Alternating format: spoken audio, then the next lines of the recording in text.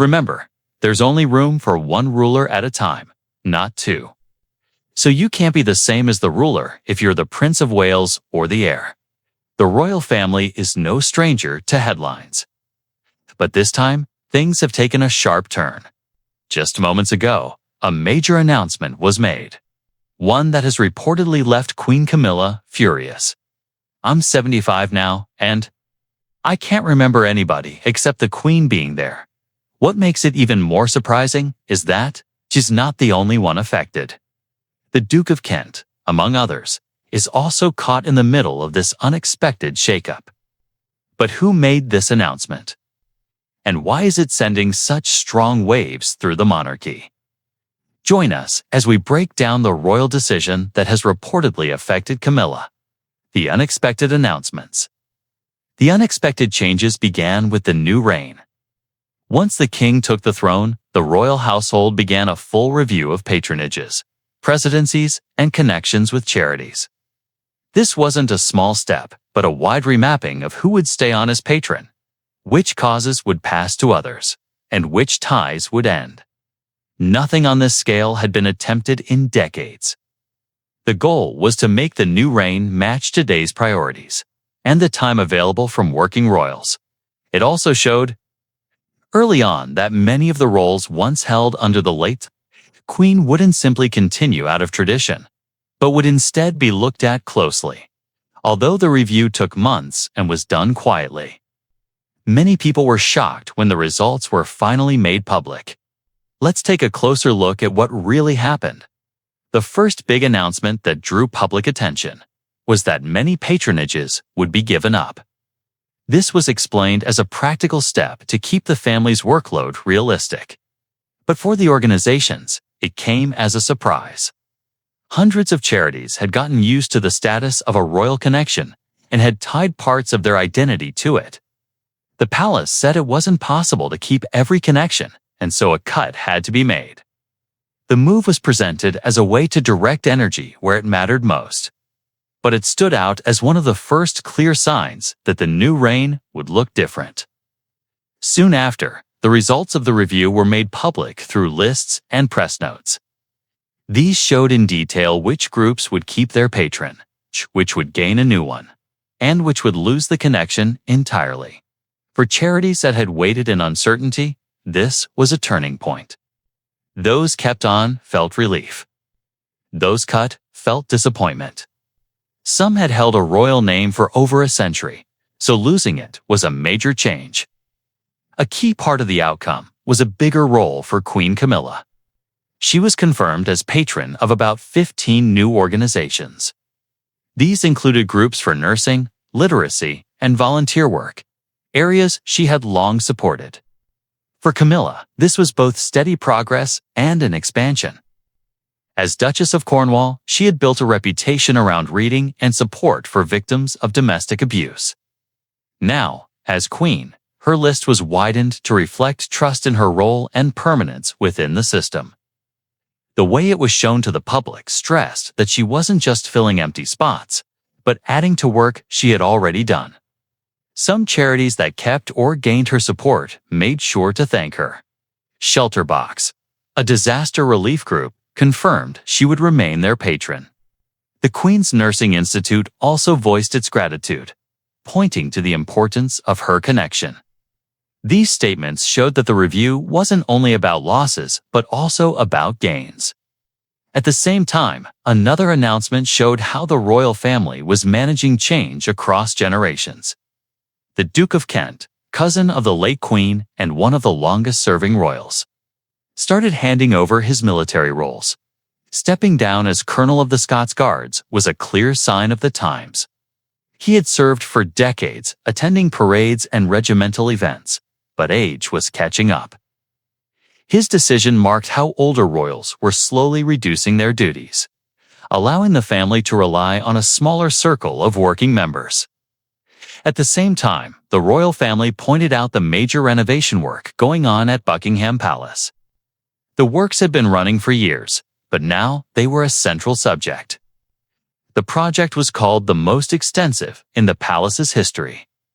The cost ran into hundreds of millions, funded by a rise in the sovereign grant. The palace said the work was unavoidable, warning that the building risked serious breakdowns if nothing was done. Because of the works, Buckingham Palace couldn't be used as before. Another announcement confirmed that state visits and large receptions would be moved elsewhere. Windsor Castle and St. James's Palace were chosen as alternatives. This was practical, but marked a break with tradition. For many decades, foreign leaders had been welcomed in the same grand rooms, and their closure changed the feel of these events. The palace said the move was only for the duration of the works. But since the project would take years, the change was set to shape much of the reign. With such vast sums at stake, the cost of the works quickly became a public issue. There was debate on whether taxpayers should pay for the palace's modernization. Those who support the idea said it was essential upkeep for a national landmark and would prevent costly repairs later. The palace defended its choice by pointing to technical needs, while the trustees of the sovereign grant spoke of oversight. Official financial reports gave more detail. The household's accounts showed rising costs in areas like energy and staff pay. These reports were used to explain why cuts were needed. They also tied into the palace's wider message of modernization and tighter control of spending. The full size of the review became clear when reports said nearly 200 organizations were affected. This wasn't just a small change. It was a major reshuffle. Meanwhile, further changes continued among senior royals. The Duke of Kent's step back was part of a larger pattern of older royals doing less.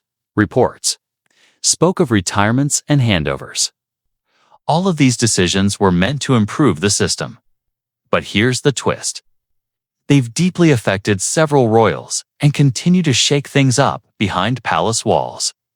One of the most surprising impacts, Queen Camilla herself, who has reportedly been pushed to the edge by recent developments.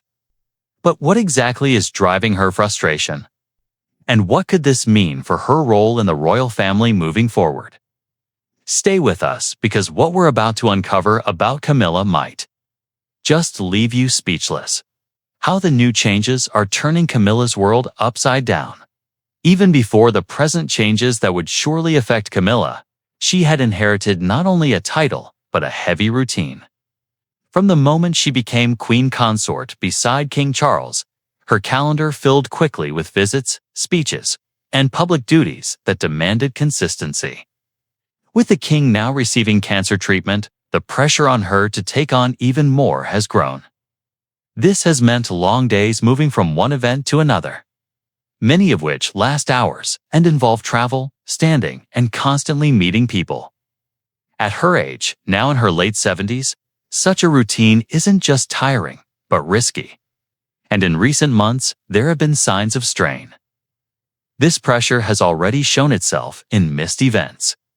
When Camilla couldn't attend the Royal Variety performance because of illness, it drew attention not only because the event is popular, but also because there are fewer working royals, so every absence is noticed more. Other missed events, such as Remembrance Sunday, also added to the public speculation. At the same time, money has become a point of tension. The sovereign grant, which funds the royal household, has grown in recent years, with large sums going toward palace renovations and estate work. For many, this is hard to accept during times of national economic strain.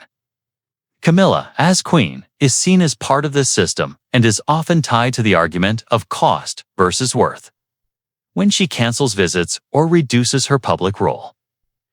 Critics quickly point to the rise in spending and ask, the country is getting value in return, even though Camilla doesn't set the budgets. She is the face of the institution and becomes an easy target. The risk of being seen as slowing down makes this worse. For decades, the royal family built its image on duty without pause. Queen Elizabeth rarely canceled her public work, even in her later years. Camilla's breaks, though normal for her age and health, don't match that memory. Every time she steps back, the press and public see it as decline.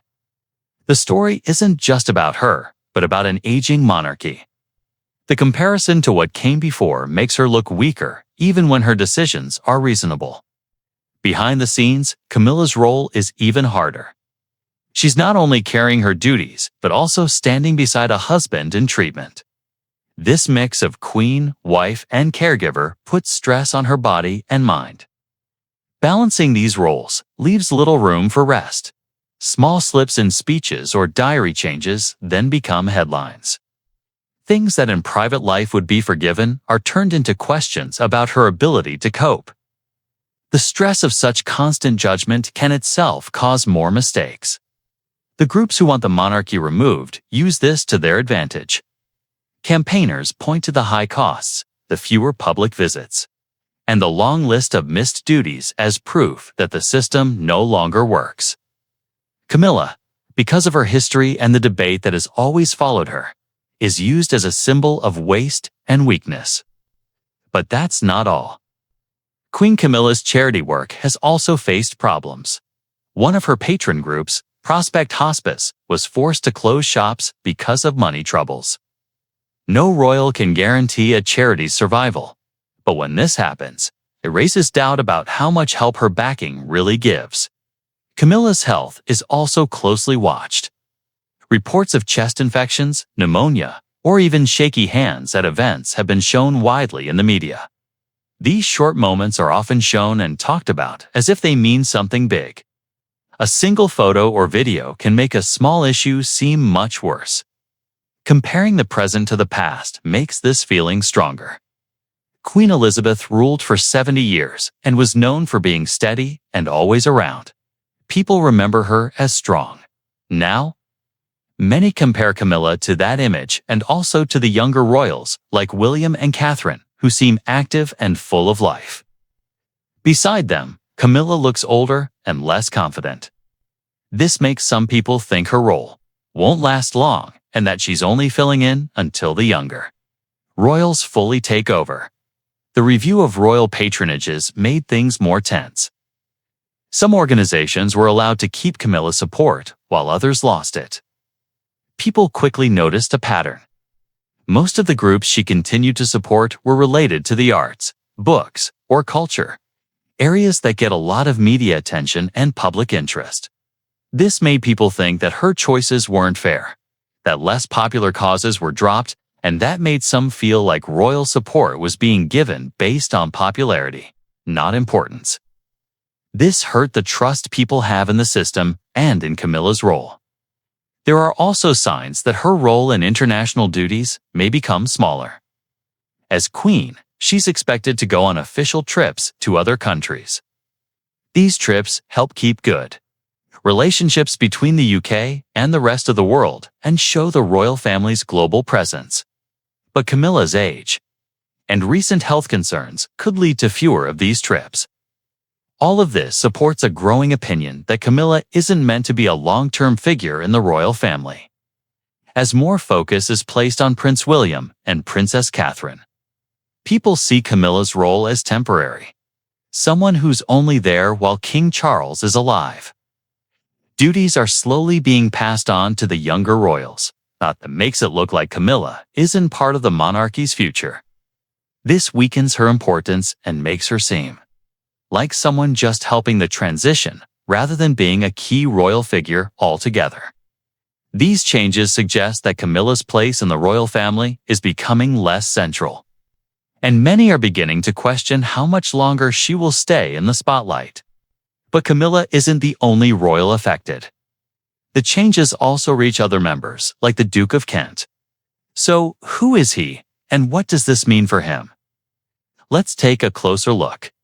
The Duke of Kent's royal fade. The Duke of Kent had long been one of the quieter members of the royal family. Unlike the central figures who drew constant attention from the press, he was usually seen only when duty required it. His life was lived mostly away from the headlines. He attended events, carried out ceremonies, and supported causes. But he wasn't the focus of the cameras in the way that others were. This gave him a kind of steady dignity. But it also meant many people knew little about him beyond his title. His work was long and loyal, though it didn't bring the same spotlight as the younger or more central royals. That role began to change more clearly with his retirement from important posts in April 2024. At the age of 88, the Duke of Kent gave up his long position as Colonel of the Scots Guards, which he had held for 50 years. For half a century, he had been the ceremonial head of that regiment, attending events like the annual Black Sunday service, where he would take the salute from guardsmen who gathered to remember their dead. Holding such a role for so long carried great meaning, and stepping down marked the end of an era. Just months before, in November 2023, he had also left his position as president of the Commonwealth War Graves Commission, another duty he had carried for more than 50 years. His name had been tied to the remembrance of fallen soldiers across the Commonwealth for most of his life, and stepping aside showed both his age and the wider changes in the royal household. The man who is now taking a smaller role in the monarchy was born into it in 1935. Prince Edward, as he was known then, was the son of Prince George, Duke of Kent, and Princess Marina of Greece and Denmark. From the moment of his birth, his place in the extended royal family was certain. He was a first cousin of Queen Elizabeth, which gave him seniority among the wider circle of working royals. That closeness to the reigning monarch kept him in view, even if he was never at the very center of the institution. His bloodline tied him to both the British throne and to European royalty through his mother's Greek and Danish background. His childhood was touched by loss and duty. In 1942, during the Second World War, his father, Prince George, was killed in a plane crash. Edward was only 6 years old at the time. Yet, the death meant he inherited the dukedom at that young age. Becoming Duke of Kent so early placed a heavy responsibility on him long before he was old enough to understand it. That moment tied him to the wartime generation of the royal family, those who carried heavy burdens during Britain's most difficult years of the century.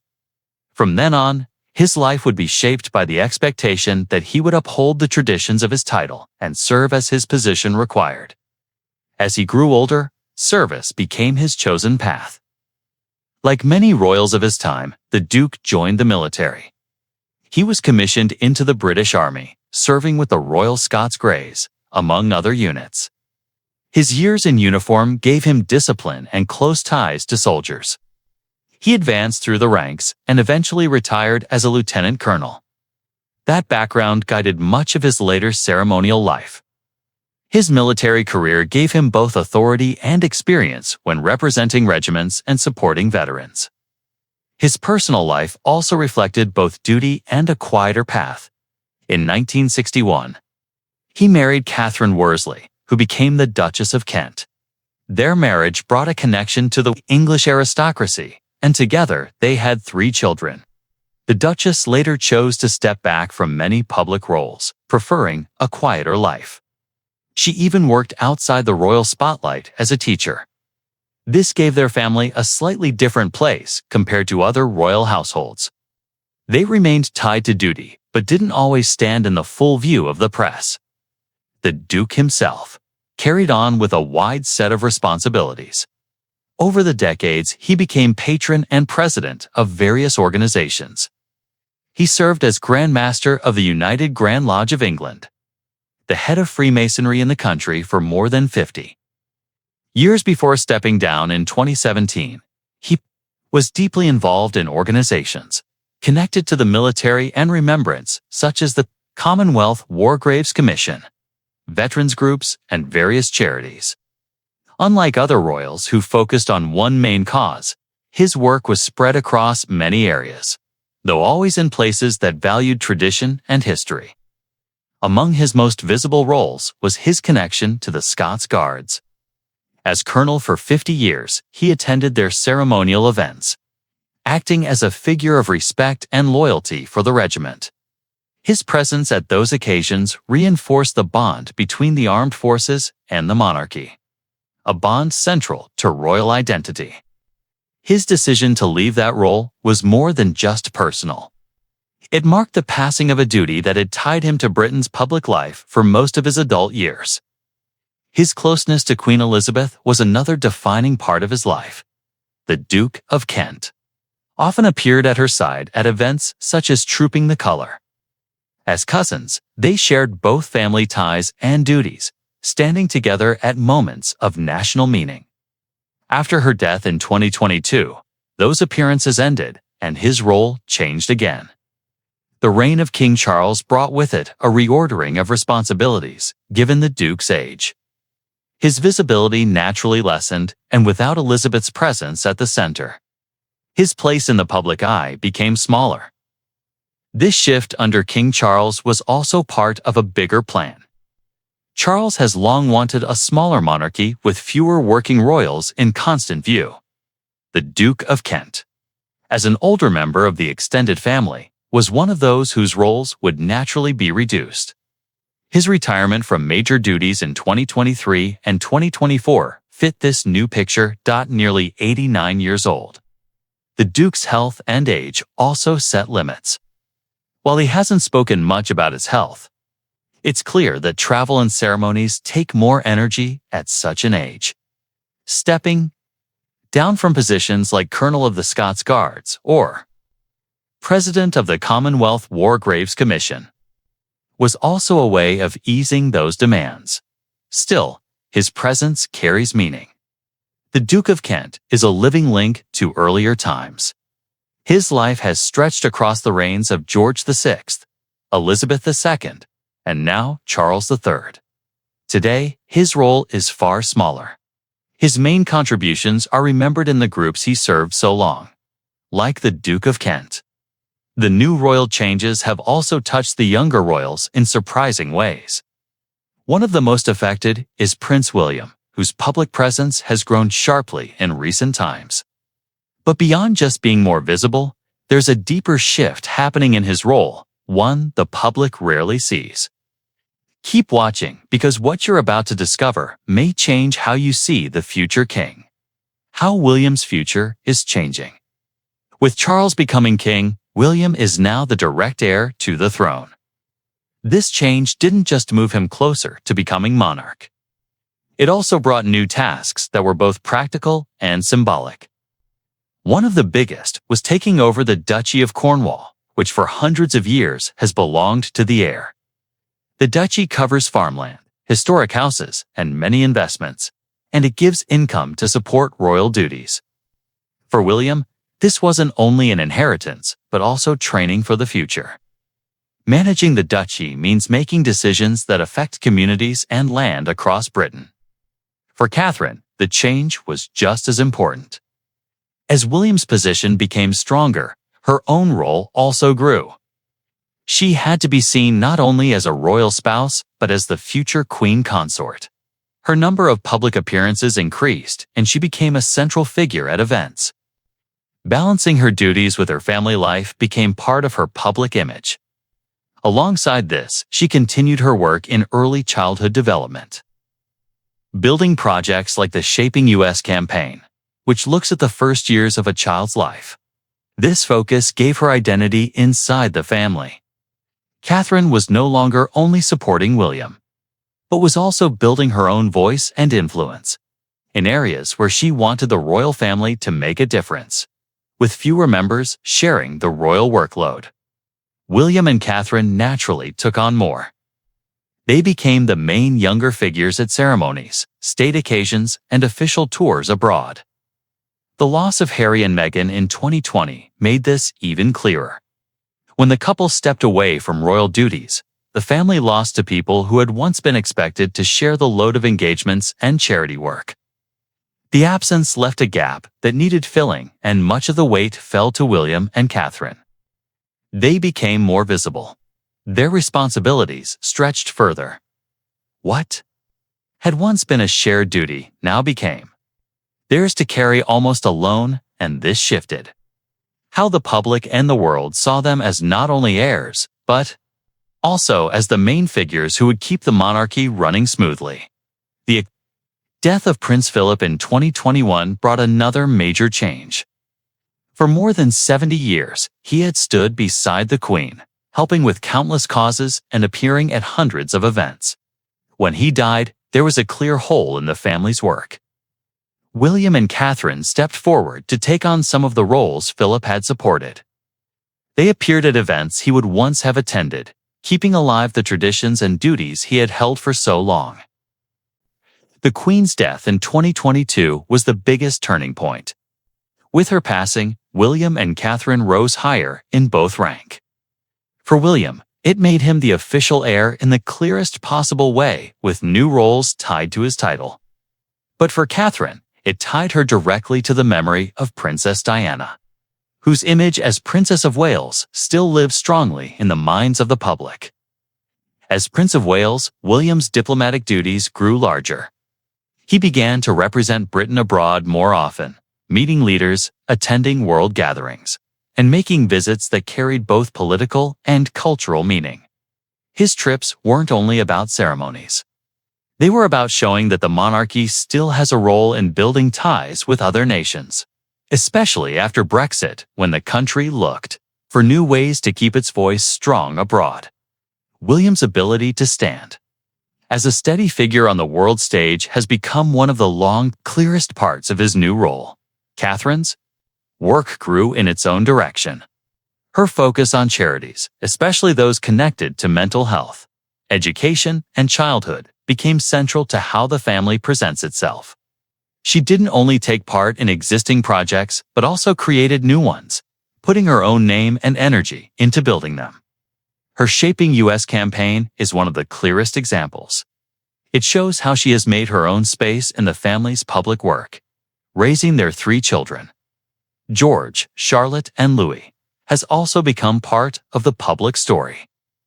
William and Catherine have tried to give them as normal a childhood as possible, while slowly bringing them into public life. George, being second in line to the throne, is already part of big national ceremonies and is learning what his future will hold. Charlotte and Louis, too, have been seen more often at events, giving the public a look at the next generation of royals. The couple's way of parenting reflects a more modern style, closer and more open than in earlier times, but still shaped by the duties their children will one day have to take on. The smaller circle of working royals has also given more space for other younger members of the family to be seen. Princess Beatrice, though not a working royal, has been more present at state events since Harry and Meghan stepped away. Her sister, Princess Eugenie, has taken a similar path, using her position to support causes close to her. She has spoken openly about scoliosis, which she herself has faced. Like Beatrice, she's not at the center of the working royal team, but her efforts show how the wider family can support the crown's image in ways that, while less central, still matter. Her work gives her a place in the family story without adding to the core workload carried by William and Catherine. Zara Tindall, Princess Anne's daughter, also shows another way the family connects to the public. Though she has no title, she has stayed close to the family and often represents them in sporting life, especially in equestrian events where she has made a name for herself. Her role isn't official, but it adds to the image of the family. All these changes have placed more weight on William and Catherine. As Prince and Princess of Wales, they are now the central figures who carry both the tradition and the hope for the future.